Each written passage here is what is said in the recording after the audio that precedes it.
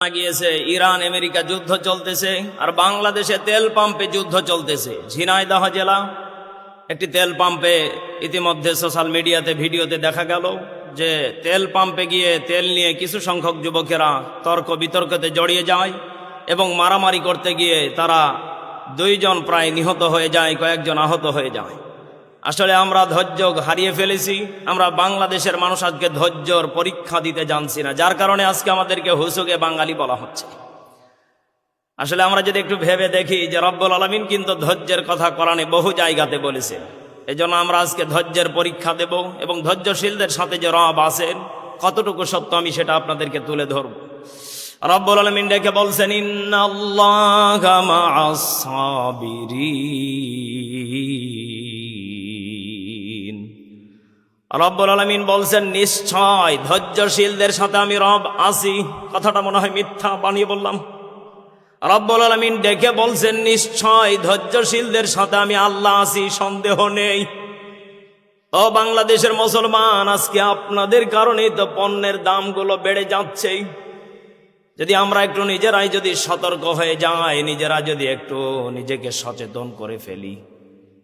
আসলে আমাকে বাংলাদেশের দিকে তাকালে অবাক লাগে। যে পণ্যের যত দাম বেড়ে যায় সে পণ্যের চাহিদা তত বেড়ে যায়, অথচ আলু 20 টাকা কেজি, এরপর মানুষ খাচ্ছে না। অথচ এ সময় এই আলুটাকে যখন 100 টাকা কেজি বানা হয়, মানুষ ঘরে ভরে তাকে গোডাউনে রেখে দেয়। এই যে ইরানে আর আমেরিকা যুদ্ধ চলতেছে, ইরানের মিসাইলগুলো আমেরিকার তেল পাম্পে ছেড়ে দেওয়ার কারণে সব কিছু পড়ে ছারখার হয়ে যাওয়ার কারণে আপনারা দেখতে পাচ্ছেন বাংলাদেশে তেল পাম্পে মারামারি শুরু হয়ে গিয়েছে। একজন যুবককে দেখলাম প্রায় 40 লিটার তেল বাড়ির ভিতরে স্টক করে রেখেছে এবং ভিডিও করে ছাড়ছে যে আমি জিতে গিয়েছি। আসলে কতটা হুজুকে বাঙালি হলে কথাগুলো প্রচার করতে পারে। আপনি 40 লিটার তেল আপনি আনন্দ করে ফোরালেন, এরপরে আপনার বাইকটা চলবে কি দিয়ে? আপনি যে তেলের দাম বাড়ালেন, বাংলাদেশে যে আপনি কতটা ক্ষতি করলেন, এটা তো আপনার বিবেকে একটা বারো আপনি পরীক্ষা করলেন না, নাড়াও দিলেন না।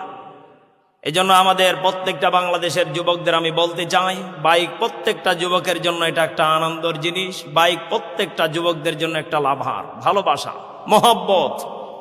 এজন্য অতি আবেগ দিয়ে কোনো কিছু করা যাবে না। আমাদেরকে ধৈর্যের পরীক্ষা দিতে হবে এবং আমাদেরকে এতটুকু চেষ্টা চালিয়ে যেতে হবে, আমাদের ধৈর্য যেন অন্তত পক্ষে রব্বে কারিমের সন্তুষ্টর জন্য যেন হয়, আর ইরানকে যেন আল্লাহ বিজয় লাভ করায়। আমরা এতটুকু দোয়া করে বাংলাদেশের প্রত্যেকটা মানুষের জন্য দোয়া করি, আল্লাহ যেন প্রত্যেকটা মানুষকে ধৈর্য ধারণ করার তৌফিক দেন।